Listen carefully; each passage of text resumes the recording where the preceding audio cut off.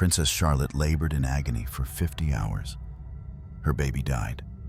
She bled out alone under candlelight, while the future of the British throne faded with her last breath. No crown, no second chance. She was 21. This wasn't just a royal tragedy. It was national collapse. Why did England let its only heir die like this?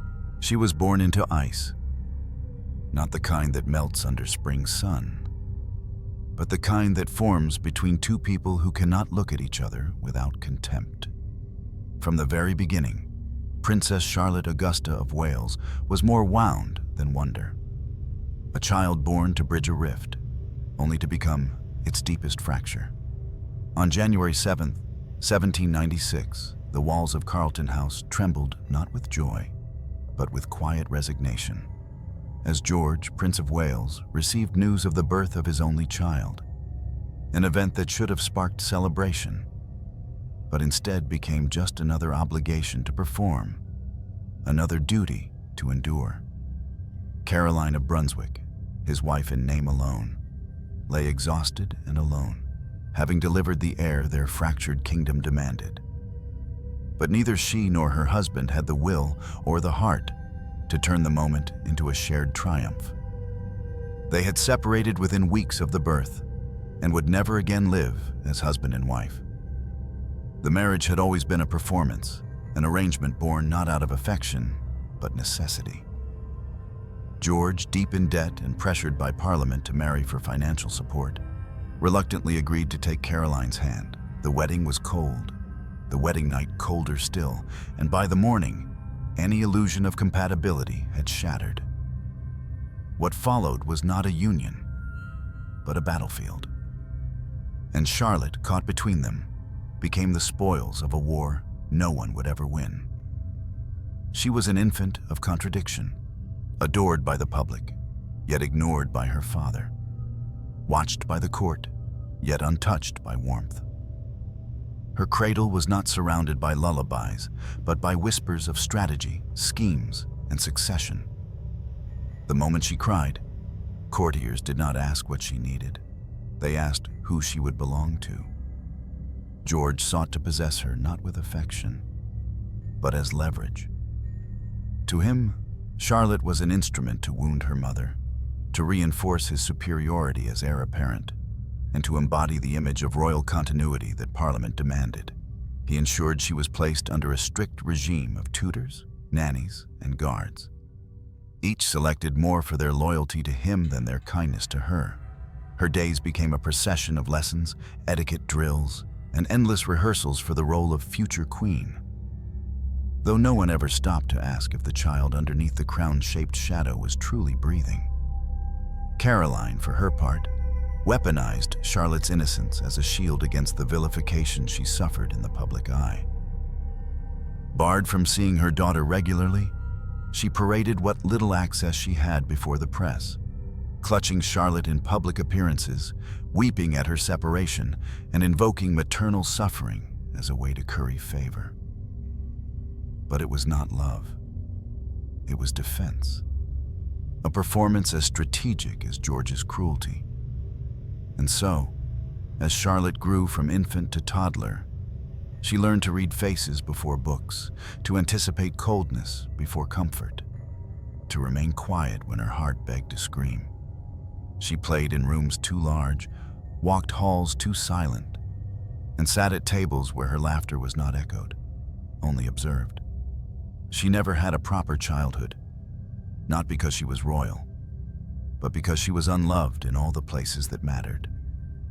Her caretakers, though competent, were emotionally distant, afraid to show too much tenderness lest they be accused of partisanship in the ongoing war between mother and father.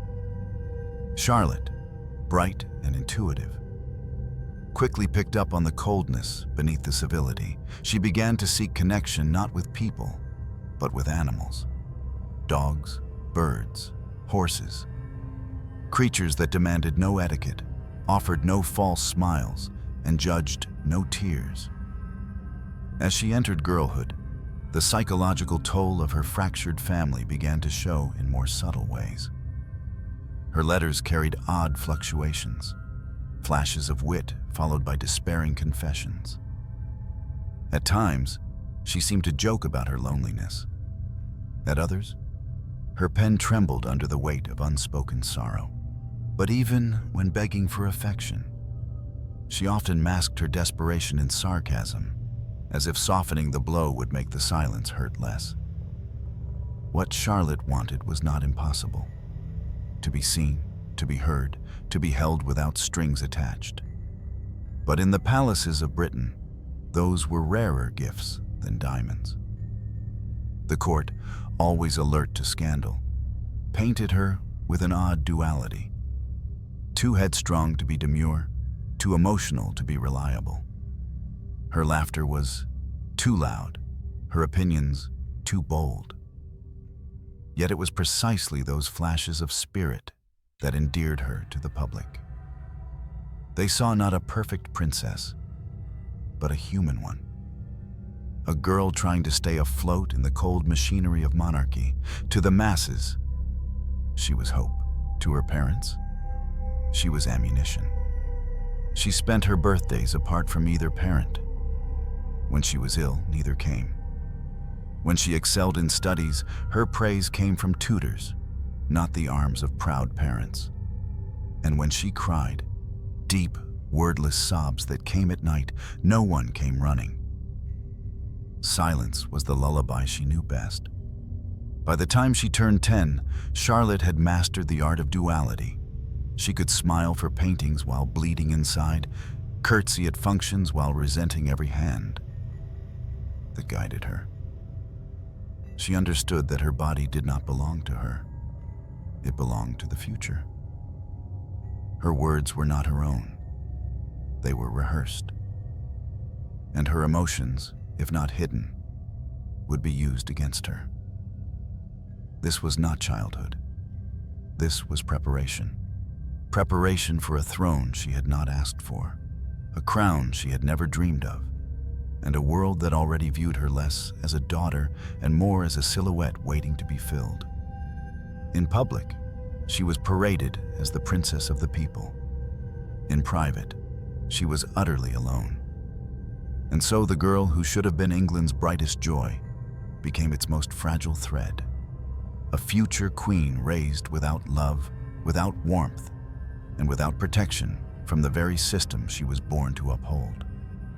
She would survive her parents' war, but she would never escape its wounds.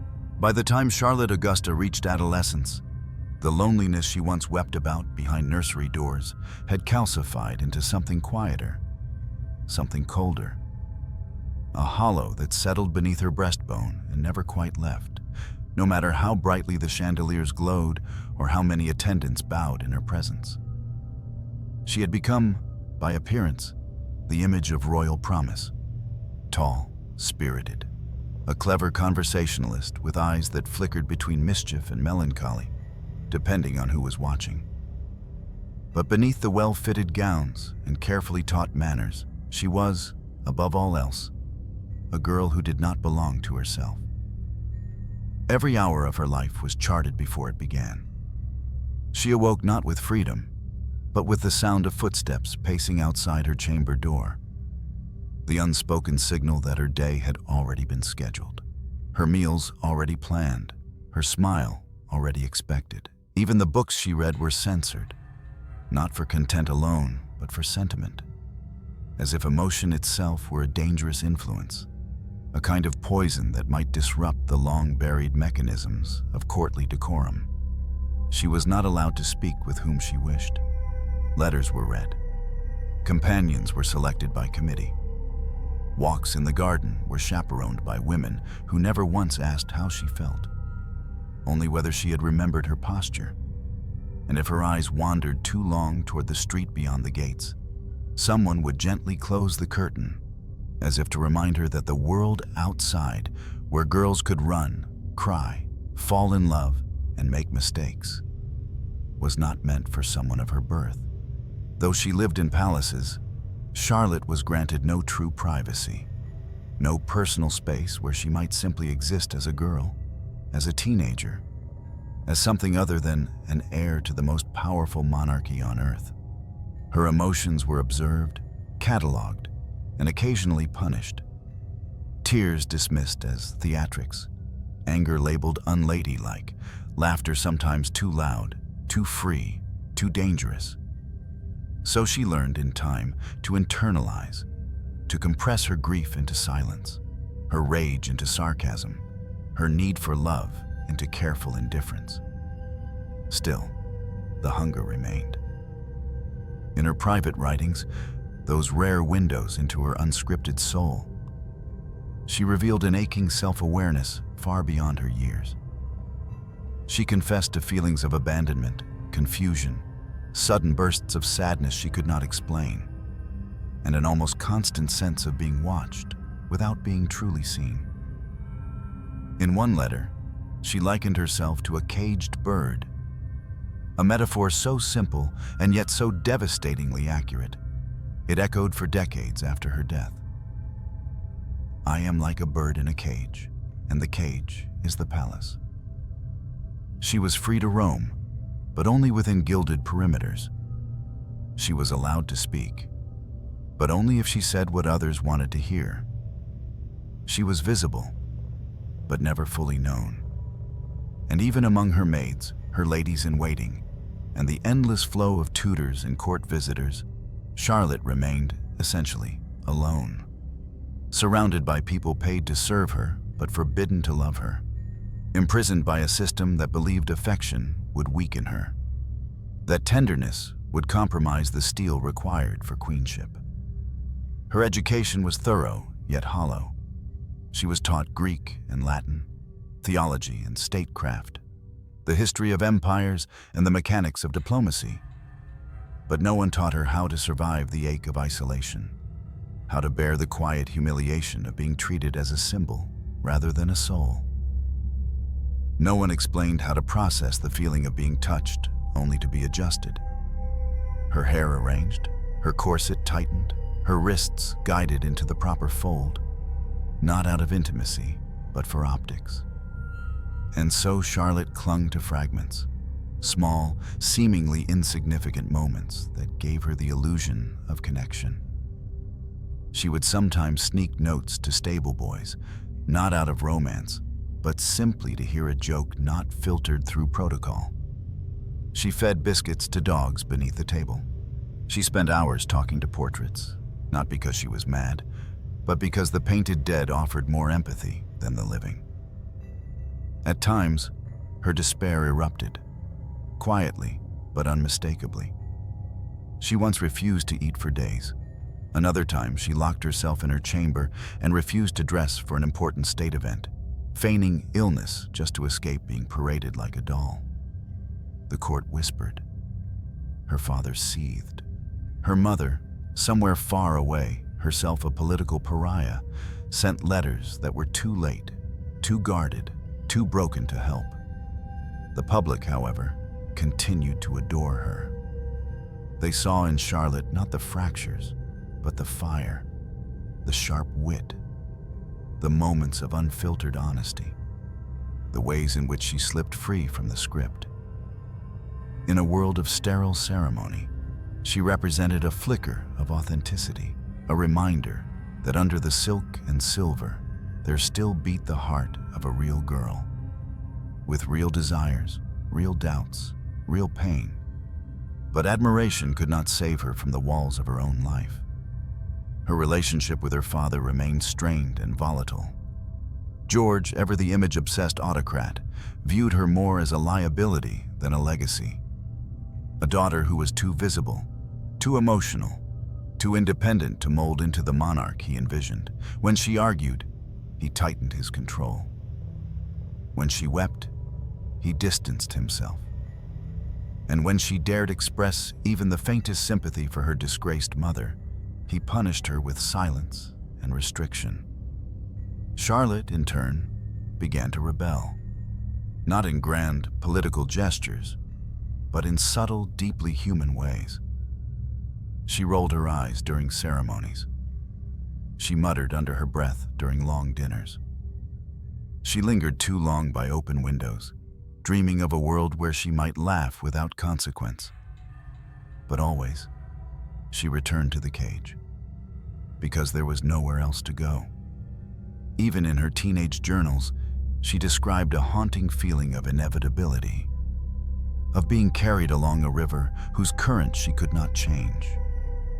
She could see the throne on the horizon, could hear the whispered expectations of ministers, ambassadors, and noble families. But she also saw the toll it would take on her mind, her body, her very sense of self. And yet, even then, she hoped.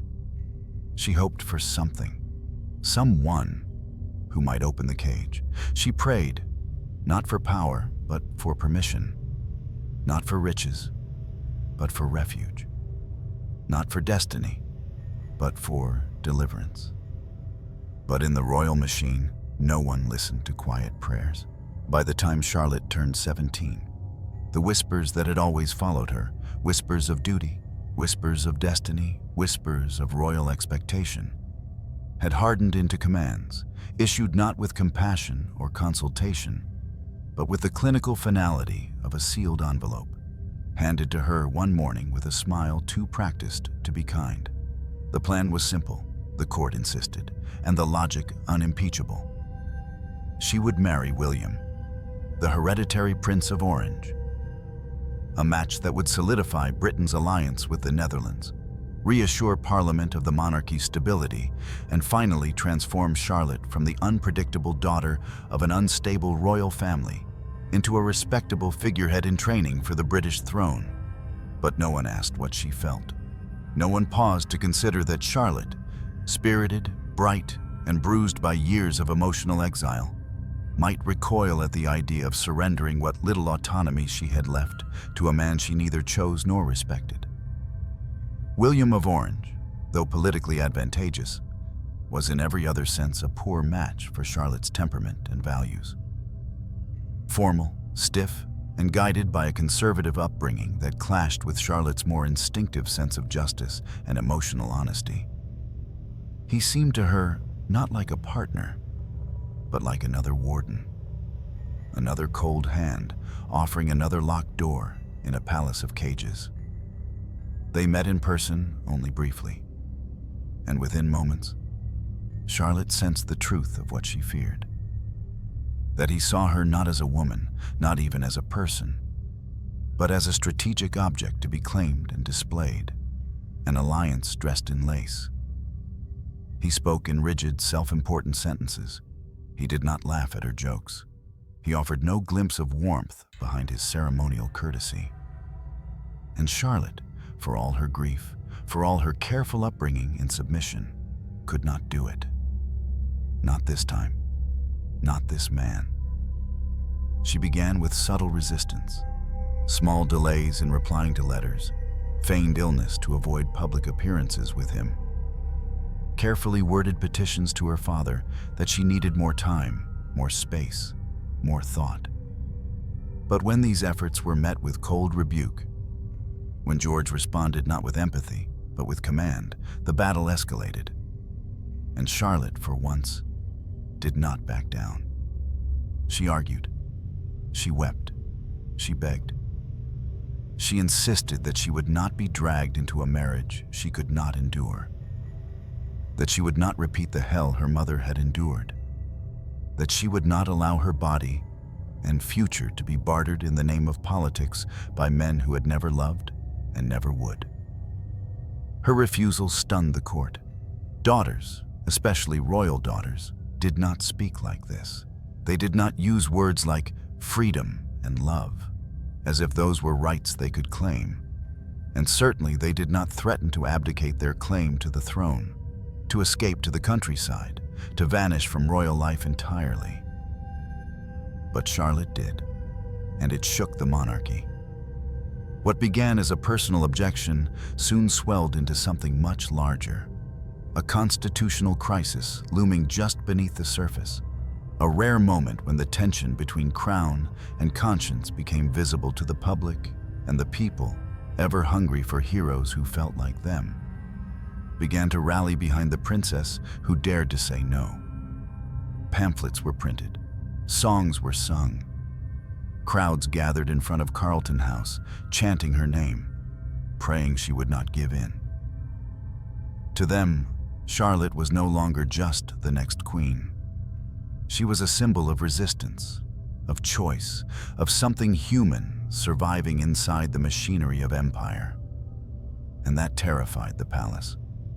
Her father, furious at her defiance and humiliated by her growing popularity, began to tighten the screws of control.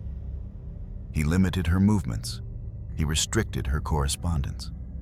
He threatened to exile her if she did not obey. Rumors even spread that he considered locking her away in a country estate until she could be reasoned with.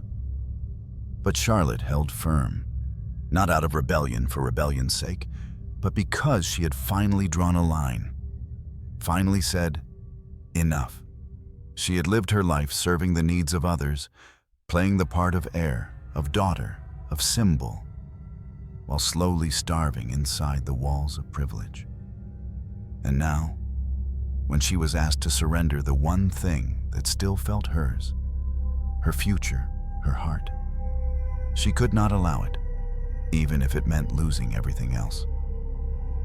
In one meeting with her father, it said she fell to her knees, trembling with emotion, and declared, "I will not marry a man I cannot love. I will not become another version of my mother."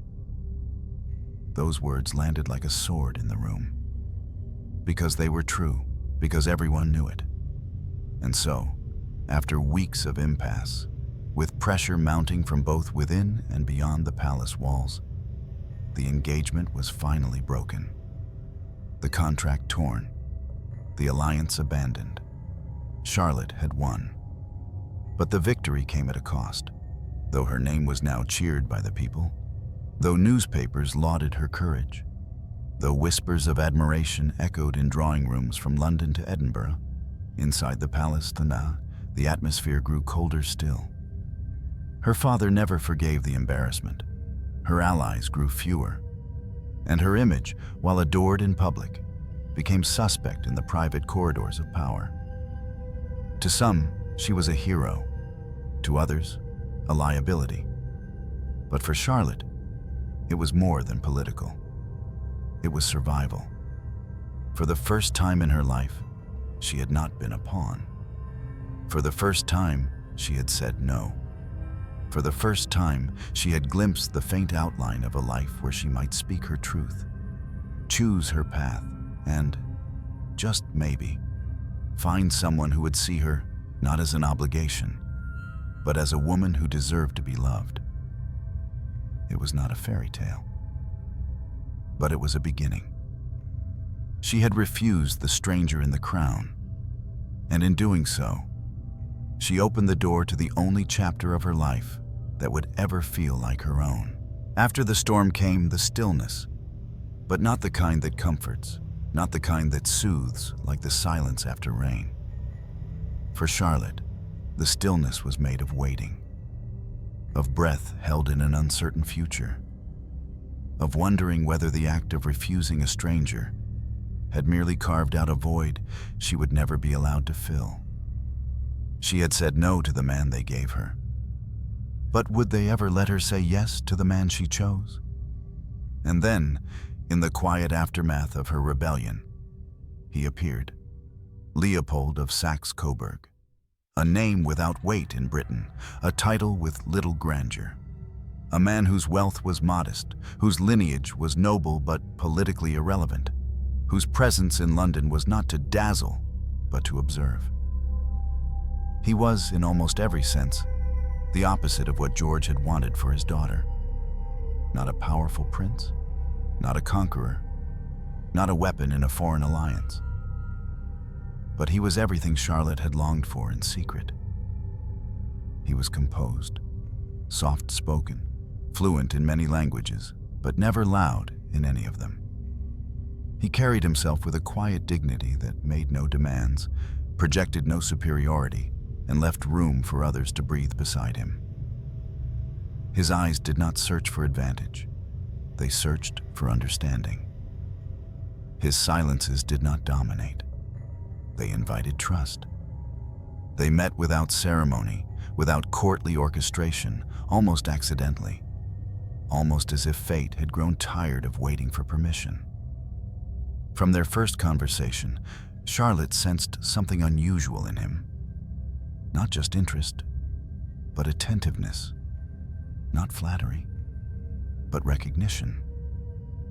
He did not speak to her as the future queen. He did not speak to her as a delicate bird. He spoke to her as though she were a person, fully formed, with a mind and soul worth knowing. And for a girl who had been raised as a symbol, that was more powerful than any crown. Their connection was not dramatic, not the fevered lightning of novels or the staged intimacy of court pageants. It was gentler, deeper, like a hand reaching into cold water and finding warmth waiting at the bottom. They exchanged letters. They walked through gardens under chaperoned eyes. They found small, subversive ways to speak honestly, even when surrounded by listening ears. And in that fragile space between scrutiny and secrecy, a quiet kind of love began to grow. Of course, the court resisted. George dismissed Leopold as irrelevant, a pauper prince, unworthy of his daughter, lacking the grandeur and strategic value he believed essential. Advisors warned of the optics. Ministers hesitated. But Charlotte, for the second time in her short life, stood her ground. She would not trade love for politics. Not again. She argued with her father. She defended Leopold's character with a passion that startled even her allies. She reminded him of the chaos that had followed the failed engagement to Orange, and warned that forcing her into another unwanted match might destroy the fragile loyalty she still held for the institution she was born to represent. And this time, whether out of exhaustion, calculation, or some flicker of paternal awareness, George relented. In May of 1816, Charlotte and Leopold were married in a ceremony that, while orchestrated with royal precision, pulsed with something rare, something real. As she walked down the aisle, eyes glistening but steady, the crowds outside erupted into spontaneous cheers, not just for the marriage, but for the hope it represented. A monarchy that might finally, even briefly, reflect the people's longing for sincerity. Across Britain, there was a sigh of relief. Newspapers hailed the union as a rebirth of royal virtue. Portraits of the couple appeared in shop windows.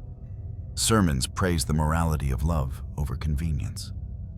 Even those who had once criticized Charlotte now softened their tone, speaking of her courage, her modern spirit, her refusal to become another pawn in history's cold game. And Charlotte herself, finally, stunningly, was happy. In the privacy of Claremont House, far from the stifling palaces of her childhood, she lived days she had only dreamed of. She and Leopold would ride together in the morning, read aloud in the afternoons, and write each other short notes of affection, even when seated across the same room. They planned for a family, laughed without rehearsal, and slept side by side not out of duty, but out of peace. She wrote to a friend, "I am happier than I ever believed possible. I feel like I've stepped out of a dream into real life." But beneath the joy, there was fragility. The shadows of her past did not vanish. They merely softened, trailing her like the train of a gown she no longer needed but could never quite remove. She still bore the scars of loneliness. She still woke some nights, with an ache in her chest that could not be named, and she knew, in her quietest moments, that even love could not guarantee safety. Not in this world, not in this family, not in this body that had already begun to betray her in subtle, alarming ways. Still, she held on. She clutched at happiness like a girl holding the hand of someone who might vanish at any moment. She wrote long letters to her mother, once estranged, now reconciled, detailing her joy, her fears, her plans for the child she hoped to carry. She walked slowly through the gardens with Leopold, often barefoot in the early spring, laughing at how different life felt when it was not staged for an audience. And when, at last, she discovered she was pregnant, she cried not from fear, but from gratitude.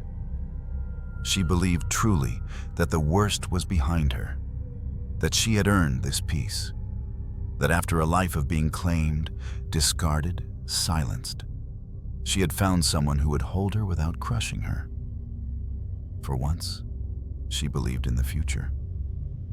But history, as always, was waiting just beyond the threshold, and it would not let her pass through unscathed. It began with joy, a quiet swelling of hope in the early weeks of 1817, when Charlotte realized her body, at last, was changing for a reason that did not mean pain, secrecy, or confinement, but something luminous, something sacred, something that could not be taken from her like so many other things had been. She was pregnant. And in those first fragile days, when the world outside Claremont still moved with the rhythm of politics and protocol, Charlotte felt for the first time that her body belonged to her and her alone. Not to Parliament, not to the Crown, not to the newspapers or the ministers who had once mapped her future without asking if she wanted it, but to the quiet possibility growing within her. Leopold was gentle, protective in the way a man can be only when he has watched someone he loves live too long under threat. He wrapped her hands in his when they trembled, spoke softly when the nausea came, and refused to let court physicians interfere without her consent. For a few precious months, they were shielded from the outside world by a cocoon of shared anticipation, building a life not of marble and tapestries, but of letters, names, cradles, and whispered dreams. But soon, the shadows began to lengthen. The pregnancy, while progressing, carried with it an undercurrent of dread, subtle at first, but undeniable. Charlotte's body, once full of vitality and motion, began to betray her again. Swelling overtook her legs, making walking painful. Her moods darkened into silence. She began sleeping longer, crying without cause, and growing pale despite the spring sunlight pouring through the windows of Claremont. She wrote less, smiled less, ate only when persuaded, and though she never spoke the words aloud, there were moments when her eyes seemed to plead. Is this how it begins? Is this the unraveling? Doctors, more cautious than capable, prescribed long hours of bed rest, gentle walks when possible, and an almost religious avoidance of disturbance, a term they used liberally to justify keeping her away from letters that might upset her, newspapers that might frighten her, or even visits from friends who might mention the past. Charlotte, who had once fought entire governments for the right to choose her husband, was now told when to eat, when to breathe, when to sleep, and when to be silent. Her body, once hers, was now treated as a national relic. The court doctors, especially the infamous Sir Richard Croft, held to outdated theories of obstetric management. No stimulants, no surgery, no interventions that might shock the system. Their method was passive, their tools blunt, and their egos quietly inflated by the knowledge that they were tending to the mother of a future king. And so they watched, measured, and reassured, even as Charlotte grew weaker. By October, her feet were so swollen she could no longer wear shoes. Her hands trembled when lifting a teacup. Her emotional state fluctuated wildly. Moments of bright humor followed by deep, paralyzing silence. And still, no alarms were raised. Still, the royal household insisted everything was proceeding as expected. Then came November. On the evening of November 3rd, labor began. It started slowly, almost imperceptibly, with a series of dull, aching pains that wrapped around her lower back and pulsed through her abdomen like a tide that refused to recede. Charlotte, ever composed in public, now clenched her teeth and gripped the edge of her bed, her breath shallow, her hands slick with fear. Hours passed, then more and more. No relief came, no progression, no cries of new life echoing down the corridor. Just Charlotte, twisting beneath the velvet canopy of her marital bed, moaning quietly as her body waged war on itself. 50 hours. That was the length of her labor. 50 hours of contraction after contraction, of blood and sweat and whispered prayers that turned slowly into gasping pleas. The physicians, bound to their belief that intervention was dangerous, refused to perform a cesarean, refused even to consider forceps, refused to summon outside help until it was far too late. Charlotte was offered no anesthesia, no blood transfusion, no modern mercy. Just damp cloths, herbal teas, and the false assurance that pain meant progress. And then, finally, silence. A stillbirth. Her son, her long-awaited child, her only remaining joy, was delivered lifeless, a boy, perfect in form, dead in spirit. He was placed in a separate room, his body swaddled in white linen, while Charlotte, still shaking, still bleeding, still unable to comprehend the weight of the loss, asked only once, "Is it a boy?" No one answered immediately. When they did, they spoke with such cold professionalism that Charlotte didn't cry. She simply turned her face to the wall and closed her eyes. She did not sleep.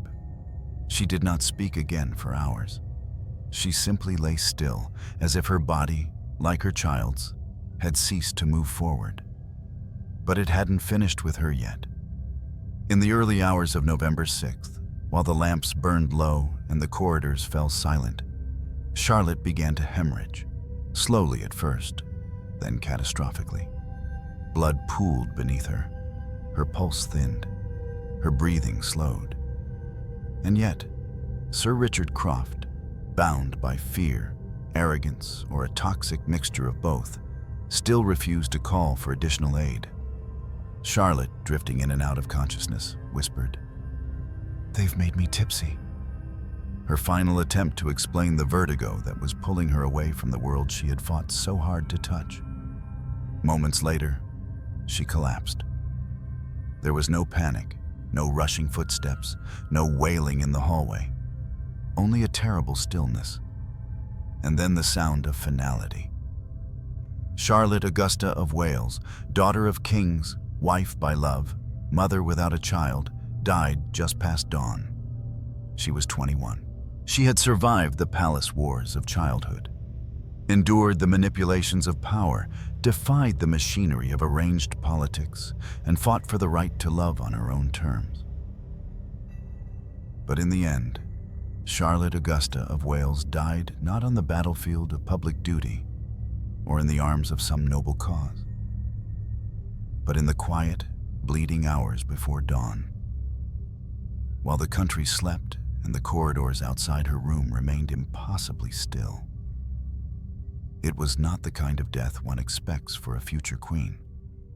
Not majestic, not ceremonial, not softened by hymns or heralds, but raw, clinical, and wholly undeserved. The kind that unfolds slowly over hours while no one speaks her name aloud for fear of acknowledging what is slipping away, second by second, drop by drop. When her labor had ended in the stillbirth of her long-awaited son, the room had already begun to change, not in noise or movement, but in atmosphere, as if something sacred had already left the air and no one had the courage to admit it. Her body lay motionless against the linen-drenched mattress, her lips pale and cracked, her breath shallow and uneven. Her skin already showing the faint gray tone that physicians, even in their arrogance, could no longer ignore. But instead of immediate action, instead of the frantic, desperate intervention that might have preserved some sliver of her life, there was only waiting. Waiting that disguised itself as caution. Waiting that masqueraded as professional decorum. Waiting that allowed the hours to slide past with deadly precision until even hope had stopped watching. Sir Richard Croft, the obstetrician entrusted with her care, stood beside the bed with the kind of paralyzed conviction that often kills more swiftly than negligence. His mind trapped in the rigid doctrines of outdated obstetrics. His hands unwilling to seek assistance for fear of appearing incompetent, and his pride blinding him to the reality that Charlotte's condition had gone from serious to irreversible. She had lost too much blood. Her womb, exhausted by 50 hours of torment, had failed to contract. The hemorrhage began quietly, just a slow warmth between her legs, a growing stain on the white sheets. But within minutes, it became a tide. Her pulse slowed to a thread, her eyes no longer focused. Her lips, once curved with laughter or trembling with rage, now mouthed only fragments, half-formed words like cold or float, too faint to catch, too late to translate. Still, no help came. Croft, haunted perhaps by the scrutiny that would follow a royal death, chose inaction over intervention. There were no consultations, no summoning of additional physicians, no bloodletting, no transfusion, no stimulants. Not that any would have saved her by then. What remained was a theater of helplessness dressed in the pretense of expertise, and Charlotte, already halfway gone, was left to die beneath the very hands meant to preserve her. In her final moments, she did not scream. She did not call out. She did not reach for Leopold. She only whispered, "They've made me tipsy." Whether she meant the laudanum in her system, the disorientation from blood loss, or the vertigo of departure, no one truly knows.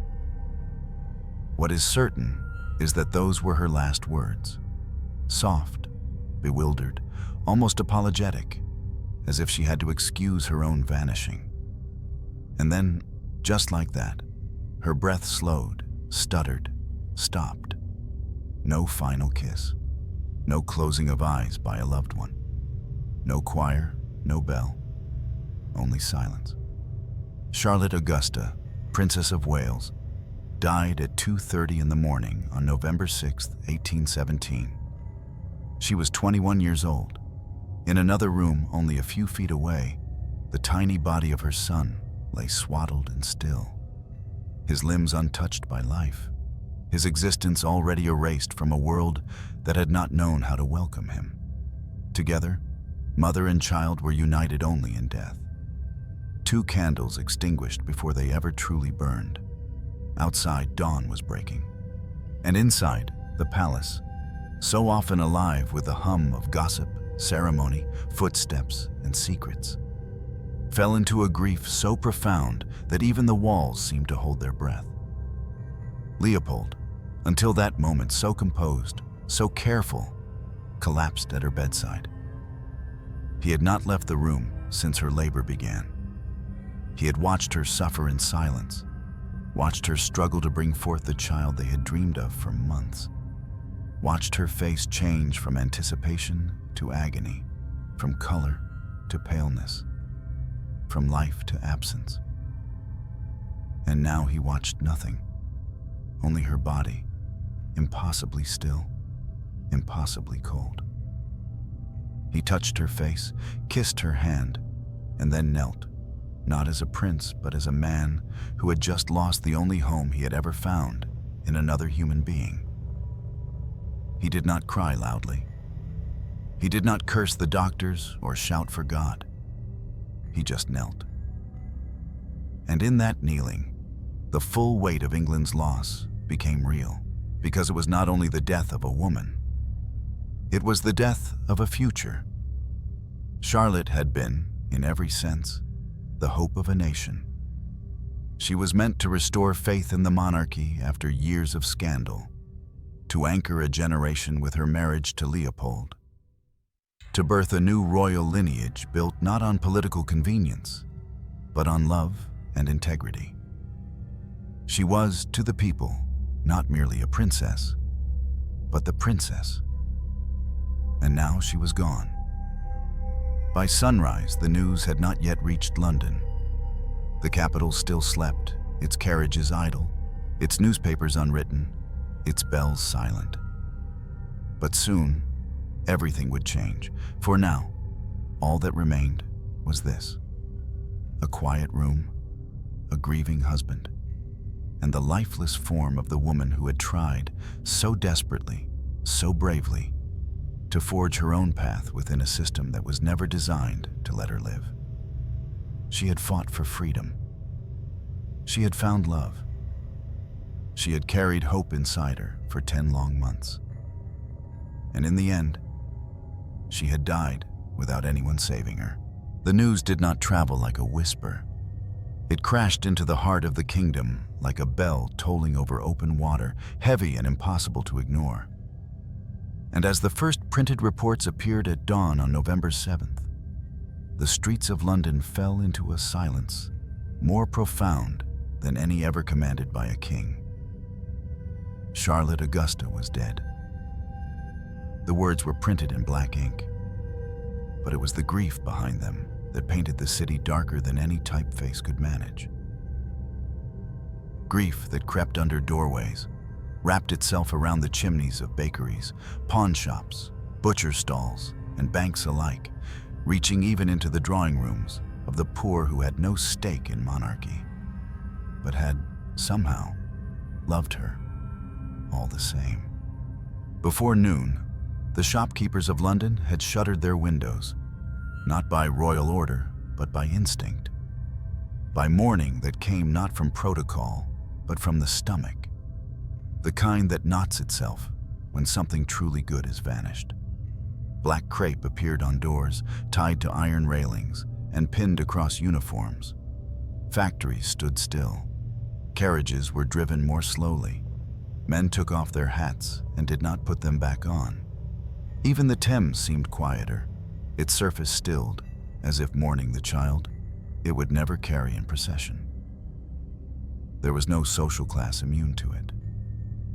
From dock workers in Southwark to baronesses in Mayfair, from chimney sweeps to bishops, the grief spread like smoke, impossible to grasp, but present in every breath. Because Charlotte had not been like the others. She had not been distant. She had not been cold. She had been a woman of contradictions, of charm and temper, of stubbornness and vulnerability.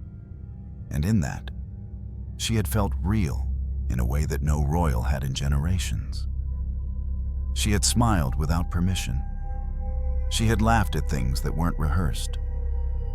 She had cried publicly and not apologized for it. And perhaps, above all, she had chosen love over politics. That alone made her unforgettable. The morning that followed her death was not merely a ceremony. It was a rupture. In an age when monarchy had begun to feel sterile, performative, and calculated, Charlotte had offered something that could not be replicated by lineage or law: authenticity. And now, that authenticity had been silenced, not by scandal, not by treason, but by blood loss and medical arrogance. People wept in the streets not only because a princess had died, but because it felt like the death of something in themselves. Mourning rings bearing her profile were sold by the thousands, crafted in haste by jewelers who could not keep up with the demand. Her face, delicate, noble, and irretrievably young, was pressed into cameos, carved into ivory, sketched in charcoal on the backs of pamphlets that passed from hand to hand with the reverence of holy relics. In homes across the country, her portrait was set beside candles. Children were named Charlotte in her memory. Poems were written, songs were sung, and sermons were delivered with such intensity that some ministers broke down in their pulpits. unable to read the final lines without tears. But inside the palace, mourning took a different shape. George, Prince of Wales, the father who had once fought to keep her under his thumb, who had resisted her marriage, who had watched her become beloved while he remained loathed, collapsed in private agony, devastated not only by the loss of his only child, but by the realization that her popularity had eclipsed his own. And now, even in death, she would be remembered while he faded into history's margins. He did not attend her funeral. He did not speak publicly of her again. Instead, he blamed Caroline, his estranged wife, Charlotte's estranged mother, as if her distance had somehow invited the tragedy, as if maternal sin could explain a daughter's demise. But the blame, once unleashed, only fractured what little remained of the royal family's unity. Caroline, herself consumed by grief, accused the doctors, who, in turn, tried to justify their methods with cold reports and clinical detachment. But no defense could rewrite the truth. Charlotte had bled out while they watched. Her son had died before his first breath, and England's future had been buried beneath candlelight and linen. Leopold, meanwhile, was no longer seen in public. He remained in Claremont for weeks after the funeral, the curtains of the house drawn, his voice barely heard. He walked the halls alone, sat beside the empty cradle they had prepared, held the last letters she had written. Words that once spoke of life, now echoing with unbearable irony. He refused to remarry. He wore black for months, and when asked, years later, if he had loved again, he answered only, "She was the only woman I ever loved." What made the nation's grief so sharp, so persistent, was not just the tragedy of a young life lost. It was the awareness of what might have been. Had she lived, Charlotte would have become Queen of the United Kingdom. Had her child lived, he would have inherited the throne. Had both survived, there would have been no Queen Victoria, no Victorian era, no empire forged in that name.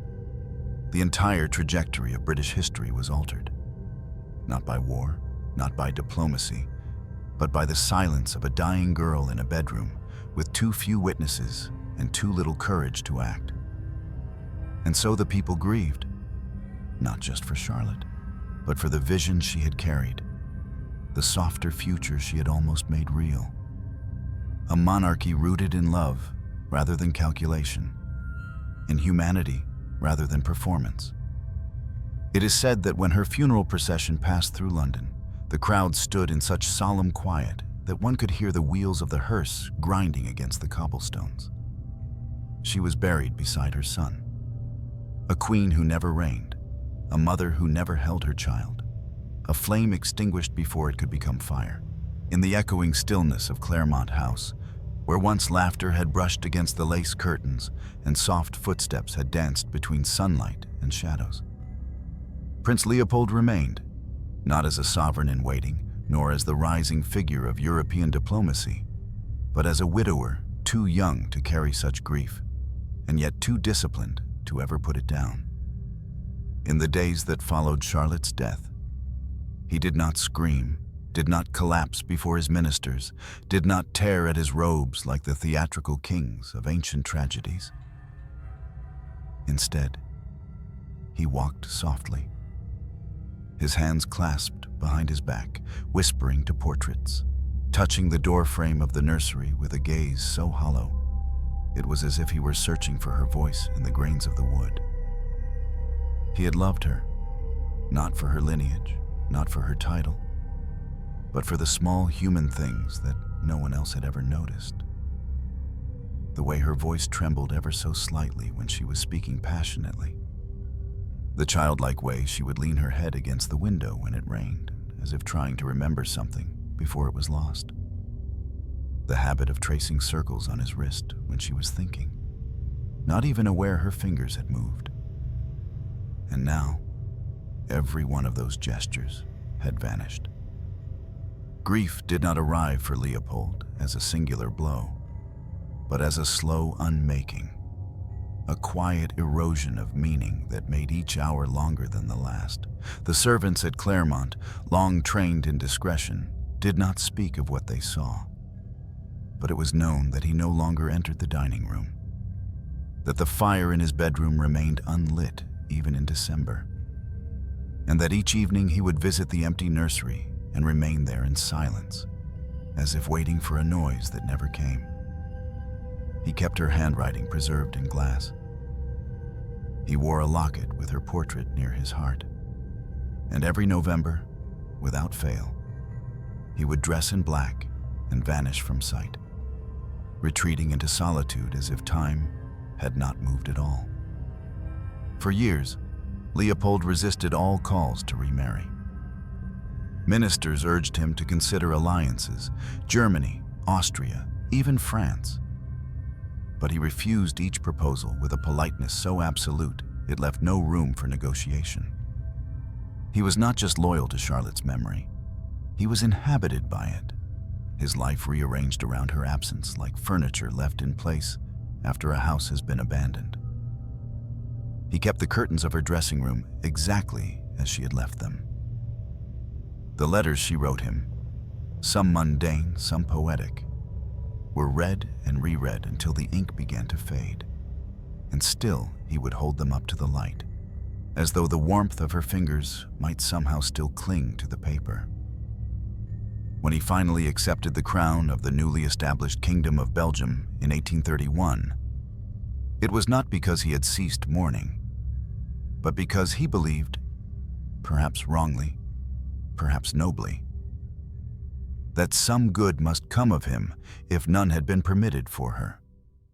He ascended the throne with a face carved by restraint, with a mind sharpened by grief, and with a name that would forever be tethered, however quietly, to a woman whose life had ended far too soon. Even as king, Leopold's halls bore traces of Charlotte. He had her portraits hung in private chambers. Her name was engraved in keepsakes disguised as state gifts. And those who worked closest to him would often find him staring out of windows for long stretches of time, as if watching a version of her life that only he could see. A vision of the queen she might have become, the child they might have raised, the years they might have shared had the world been kinder, had the doctors acted faster, had fate shown restraint.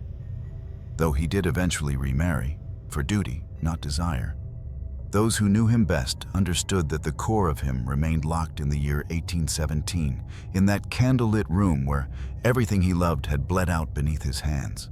It was not merely Charlotte he mourned. It was the brief, golden life they had begun to build. A life untainted by politics, unscripted by others, tender in a way that royal unions rarely allow. He mourned the mornings when they would walk in the garden before breakfast, their hands brushing, their laughter echoing louder than the birdsong. He mourned the unfinished sentences, the unspoken plans, the dreams they had whispered late into the night while lying beneath sheets not yet touched by death. The world saw him as composed, pragmatic, a capable ruler. But inside, Leopold was a man living in exile. From time, from joy, from the only person who had ever looked at him and seen not a prince, but simply a man. There is a story, unverified but passed down through palace lore, that in his final years, Leopold would occasionally speak to an empty chair during dinner, smiling faintly as if responding to a voice only he could hear, his fork hovering above the plate, his eyes slightly misted. And when asked by a concerned servant if he needed anything, he would simply shake his head and reply, "No, thank you. She's just reminding me of something." He died in 1865, nearly half a century after Charlotte. And yet, when his papers were collected and his personal effects catalogued, the items kept nearest to his bed were not medals or royal decrees, but a faded miniature of Charlotte, the ring she once gave him, and the last note she had written in her own hand. "I feel our child kick. You will be a wonderful father." He had kept it beside him for 48 years. Because love, when it is real and ruptured too soon, does not end. It haunts. It remains. And for Leopold, the truest part of his life had ended not on a battlefield or in a coronation hall, but in that quiet, shrouded bedroom at Claremont, where his wife and his future died within hours of each other, and where he had been kneeling still, in one way or another, every day since. When Charlotte Augusta died, she did not only take with her the hopes of a husband or the affections of a mourning public.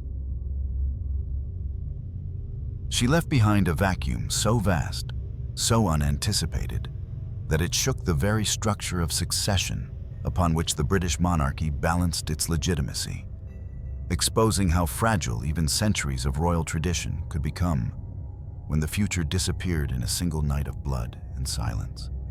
She had been, for all her young life, the one unifying thread between a fractured royal family and a weary, disillusioned nation.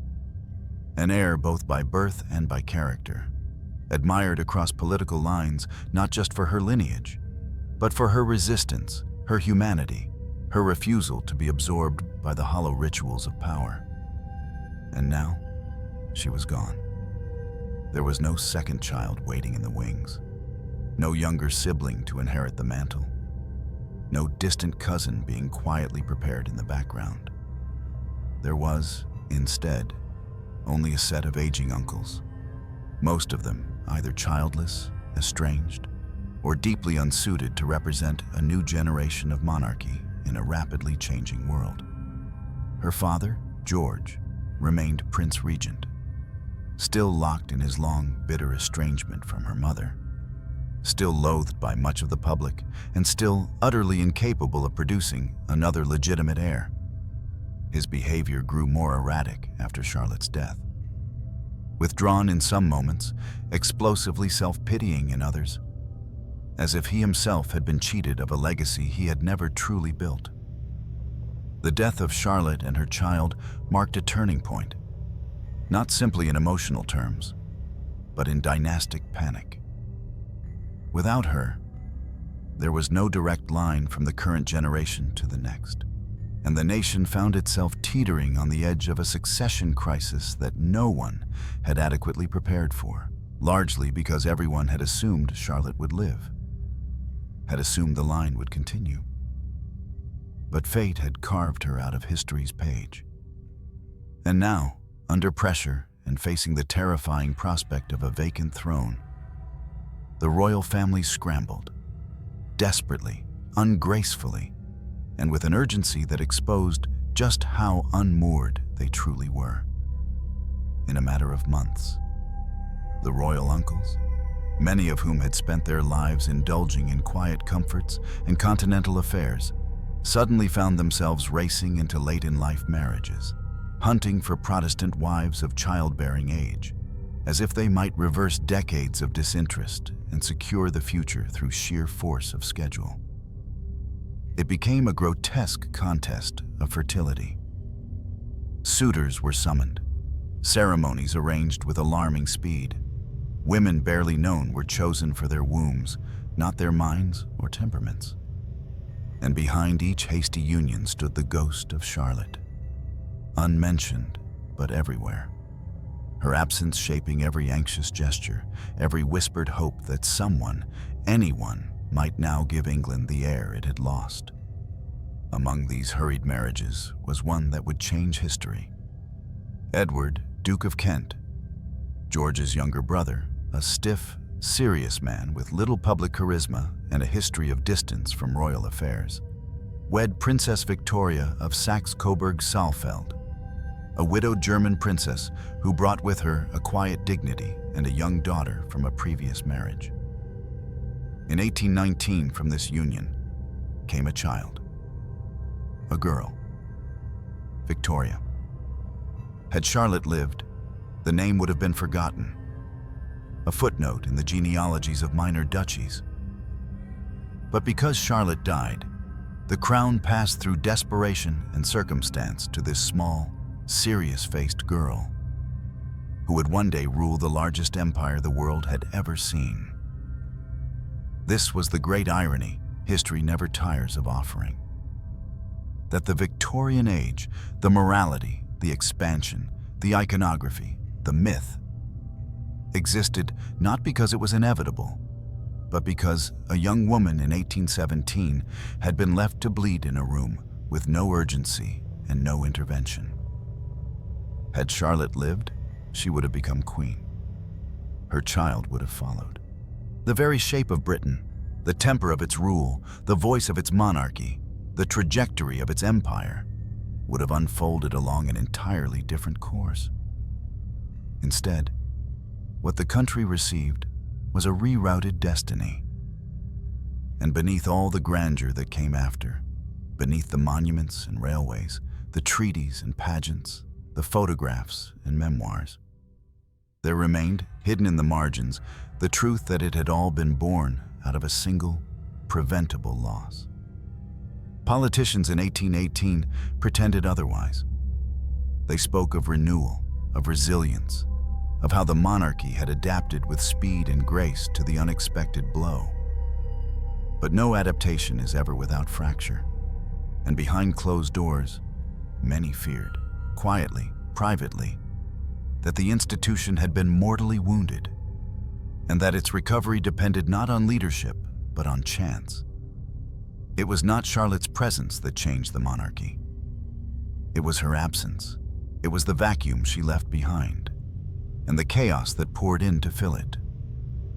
Even decades later, when Queen Victoria reigned with force and conviction, there remained among the elder generation a half-whispered wondering. What would Charlotte have been like as queen? Would she have been softer, more open, more modern in spirit? Would she have bridged the divide between court and commoner in a way no monarch had before? Would the royal family have become, under her, something different? Less spectacle, more soul? There is no answer, only speculation and silence, and the quiet understanding that Charlotte Augusta, though absent from the crown, shaped its fate more fully in death than most do in life. Time moved forward, as it always does, indifferent to grief, unmoved by the stillness it leaves behind. Monarchs came and went. Wars were fought. Empires rose, fractured, reassembled.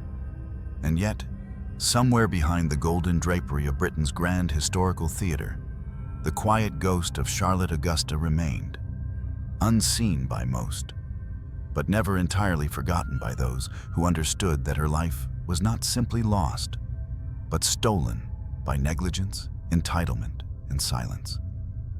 She had no era named after her, no coronation portraits, no grand speeches preserved in dusty archives. She left behind no children, no direct legacy, no triumphs etched into stone. And yet she haunts the royal lineage not as a figure of legend or scandal, but as a question suspended in amber. What might have been if she had lived?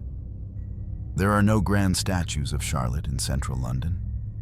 No annual holiday marks her birth, and her name is absent from the common list of queens studied in schoolrooms or memorized by tourists shuffling through palaces. But to those who have seen her face, soft, hopeful, human, etched into mourning rings, buried in private journals, and whispered about in the margins of history books, she is more than a royal footnote. She is the lost heartbeat of a different future. The monarchy that followed her death grew colder, more rigid, more distant. And although Queen Victoria would come to symbolize strength, endurance, and empire, there was always something sterner, less forgiving in her reign. A steeliness that perhaps would have been softened had Charlotte reigned instead. Had a queen once broken by her parents' hatred risen to rule with empathy forged in pain. But the world never got to know that version of monarchy. It only got the aftermath. Claremont House, the estate where Charlotte once lived and died, eventually changed hands and purposes, passing from one noble title to another. Its rooms repainted, its mirrors replaced, its shadows pushed aside by sunlight and time. But those who walked its corridors in later years sometimes reported a peculiar stillness, a hush that settled in certain rooms without warning, a kind of emotional residue that seemed to cling to the air where she had once lain in labor, where her last words had floated up toward the ceiling before dissolving into nothing. There is no scientific explanation for grief that lingers in architecture, no metric by which sorrow can be measured in walls. But Charlotte's presence, it seems, refused to be erased. And neither did her husband's devotion. Even as King of the Belgians, Leopold continued to observe the anniversary of her death in silence. He would retreat from public view, sometimes canceling engagements without explanation, sometimes disappearing into private chapels or taking long walks with no direction, only the weight of memory pulling his feet forward. His second marriage, though respectful and politically beneficial, never reached into the deeper chambers of his heart. Those remained locked in the year 1817, untouched by time, guarded by a love that had ended before it could be completed. And it is here, in the private rituals of remembrance, that Charlotte's true crown was forged, not in gold or ceremony, but in the shape of love that survived her. She was not immortalized by her accomplishments, because she was denied the time to have them. She was not remembered for scandals or revolutions, because she never lived long enough to fall from grace. She is remembered, if remembered at all, because she was real, because she laughed too loudly at banquets, because she refused to be sold to a foreign prince, because she kissed her husband's hand when no one was looking, because she died trying to bring life into the world, and because those who loved her never stopped saying her name, even when history tried to forget it. The royal family never fully recovered from her death, not because they mourned her as deeply as the people did. Some did, some didn't. But because her absence revealed the hollowness of their machinery, exposed how little power could mean when stripped of humanity, and left behind a wound they had no language to describe. A young woman had died. Her son had died. The people wept, and the crown endured. But something shifted. From that moment on, the British public began to expect more of its royals. Not just duty, but dignity. Not just image, but intimacy.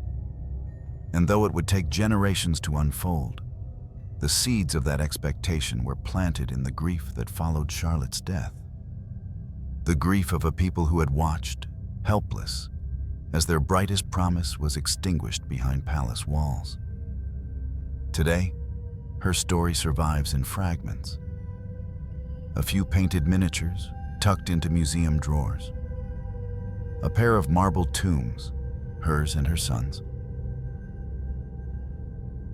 Beneath the chapel floor in St. George's, Windsor, a handful of letters between lovers, and the soft murmur of "what if," spoken by historians who understand that the greatest tragedies in royal history are not always the ones marked by treason, beheading, or scandal, but the ones where someone simply faded too soon.